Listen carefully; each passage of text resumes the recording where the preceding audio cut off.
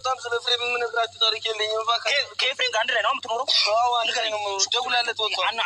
ሰላም ጤና ይስጥልን ቤተሰብ እንዴት ናችሁ? እኔ በጣም ደህና ነኝ እግዚአብሔር ይመስገን። ለዚህ ቻናል አዲስ የሆናችሁ ላይክ፣ ሰብስክራይብ በማድረግ ቤተሰብ እንድትሆኑ በአክብሮት እጠይቃለሁ። አቤላ ዛሬ ምን እያደረገ ነው? ትውልዱ እንዲማር ነው ወይንስ ደግሞ እንዲበላሽ በእንደዚህ አይነት ስራ እንዲሰማራ ነው እየተደረገ ያለው? የነ አብርሽ የሩታ የጥንቁልና ስራ ሰው ወደ እምነት ቦታ እንዳይሄድ በጥንቁልና እንዲያምን የሚያደርጉት አላንስ ብሎ አንተ ደግሞ የሰው ልጅ እንዴት ማገት እንደሚቻል እንዴት ማሰቃየት እንደሚቻል እያስተማርክ ነው ያለው።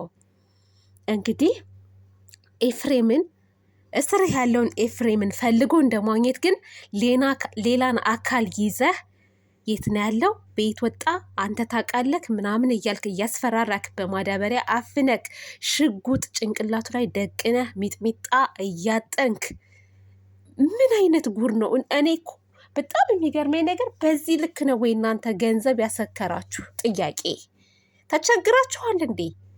ከተቸገራችሁ እኮ መስራት ትችላላችሁ። የጉልበት ስራም እየሰራችሁ በተጨማሪ ደግሞ ሰውን ዘና የሚያደርግ ነገር ፈታ የሚያደርግ ነገር ስሩ፣ ታገኛላችሁ። የጉልበት ስራም ስሩ እስኪ፣ እንደሰወታችሁ ድከሙ፣ ላባችሁ ይፍሰስ እስኪ።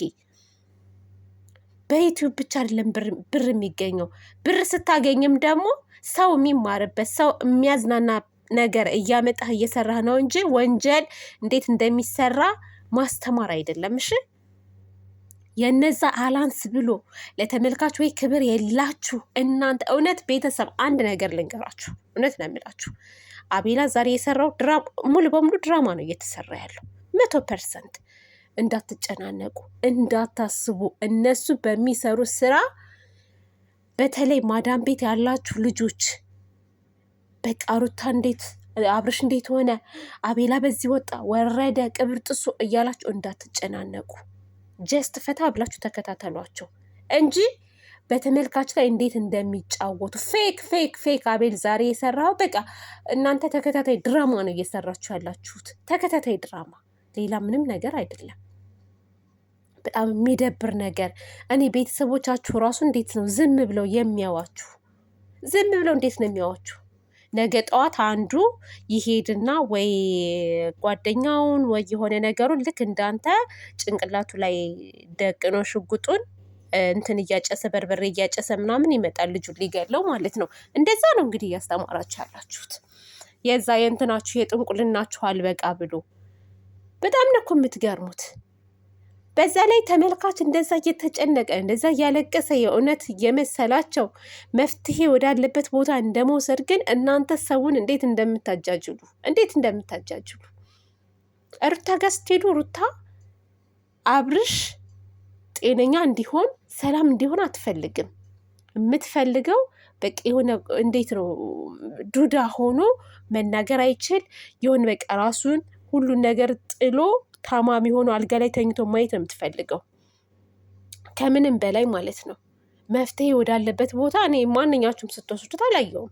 አንዴ ሆስፒታል፣ አንዴ ቤት፣ አንዴ ምን በቃ ይህ ነው። በዚህ ነው እንዴ ሰው ልጅ የሚሄድ ነው? አይደለም። በዚህም አይድንም እኮ አብርሽ። ቢያንስ መፍትሄ መፈጠር አለበት እና የሆነ ራሳችሁ ግራ ተጋብታችሁ ሰውን ራሱ ግራ ታጋባላችሁ። እኔ ለዚህ ሀይሚና ብሩኬ ይግደሉኝ። የእውነት ነው የምላችሁ። ስርዓት ያላቸው ጨዋ ልጆች፣ ለተመልካቾቻቸው ክብር ያላቸው። በነገራችን ላይ ማለት ነው ልንገራችሁ አንድ ነገር፣ ያልገባችሁ ነገር እናንተ ትልልቅ ዩቲዩበሮች ማለት ነው፣ ብር የምታገኙት ከዩቲዩብ ሳይሆን ከተመልካች ነው ብር የምታገኙት። ይህን ታውቃላችሁ? ተመልካች ካላየላችሁ እይታ ከሌለ ዩቲዩብ እኮ አይከፍላችሁም። ስለዚህ ቅድሚያ ተመልካች ክብር ልትሰጡ ይገባል። ተመልካች ሲያይላችሁ ነው እናንተ ብር የምታገኙት። ሀይሚ ቡራዬ አንድ ነገር እኮ ተመልካች ከተናገራቸው ደስ የማይል ነገር ከሆነ ትውልድን የሚያበላሽ ነገር ከሆነ የሚያጨናንቅ ነገር ከሆነ አቆሙ። ይህንን ነገር እኛ ማየት አንፈልግም ካሏቸው ያቆማሉ። እንዴት ለተመልካች ክብር እንዳላቸው እና መጀመሪያ ለራሳችሁ ለተመልካች ክብር ይኖራችሁ። እናንተ ሁሌ የምታስቡት በቃ እንዴት ነው ብር የሚገኘው? እንዴት ነው መስራት ያለብን? ስትሰሩም ደግሞ እንዴት ነው የራሳችሁን ክብር በማይነካ መልኩ ተመልካችን በማያስቀይም መልኩ ነው መሆን ያለበት እንጂ ይሄ ራሳችሁን ዝቅጥ አድርጋችሁ ወርዳችሁ አይደለም። እና በጣም ትገርሙኛላችሁ እኔ የእውነት።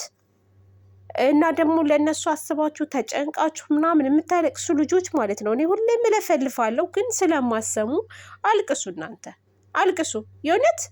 ወይ ለራስሽ አትሆኚ፣ ወይ ለቤተሰብሽ አትሆኚ። ምንም ለማያቅሽ ሰው፣ ትዝ ለማትይው ሰው፣ ብትታመሚ ለማይደርስልሽ ሰው እንቅልፍ አጥቼ ራሴ ታሞ ከማዳሜ ተጣልቼ ምናምን የምትሉ ልጆች አላችሁ። በጣም ነው የምታሳዝኑት። እኔ ምን አይነት ጉድ እንደሆናችሁ ማለት ነው። ክብር ለሚሰጠኝ ሰው ነው የምጨነቀው። ክብር ለሚሰጠኝ፣ ክብር ለማይሰጠኝ ሰው ለምን እንደምጨነቀው አልጨነቅም። የፈለገ ነገር ይሁን እና ልትነቁ ይገባል። አቤላ አሁን የሰራው ስራ አጸያፊ ስራ ነው። ምንም የሚያሳዝን ነገር አይደለም። ጎበዝ አቤላ፣ ጀግና አቤላ፣ ደግ አደረግክ የምትሉ ልጆች አላችሁ። ምንም ያደረገው ነገር እንደውም ልትቃወሙት ይገባል። ይህንን ስራ ሊያቆም ነው የሚገባው። ድራማም እኮ ልክ አለው። በእንደዚህ አይነት አይደለም ድራማ የሚሰራው። ተከታታይ ድራማ እንደ ተከታታይ ድራማ ተከታተላላችሁ። ከዛ ውጭ ግን በቃ ይሄ ዝም ብሎ በቃ ምድረ ውርጋጦች ናቸው የቡታጅራ ዩቲዩበሮች።